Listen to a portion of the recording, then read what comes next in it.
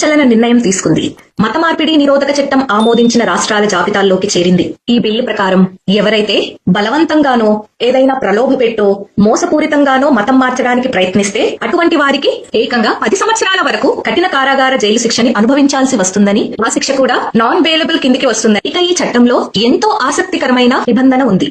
ఎవరైతే మతం మారదలుచుకున్నారో 60 రోజుల ముందుగానే వారి జిల్లా మెజిస్ట్రేట్ కి అప్లికేషన్ పెట్టుకోవాల్సి ఉంటుంది. అలా పెట్టుకున్న తర్వాత ఆ జిల్లా కలెక్టరేట్ ఆ మత మార్పిడి స్వచ్ఛందంగా చేసుకుంటున్నారా, ఇంకేవైనా ప్రలోభాలు బలవంతాలు దీని వెనక ఉన్నాయా అనేది నిర్ధారించుకుని అప్పుడే మత మార్పిడికి అవకాశం ఇస్తారు. ఇలా చేయడం వల్ల ముఖ్యంగా మైనర్లని, ఏ తోడు లేని వాళ్ళని, అక్రమంగా మత మార్పిడిలు చేసే వారికి ఇక అలాంటి అవకాశం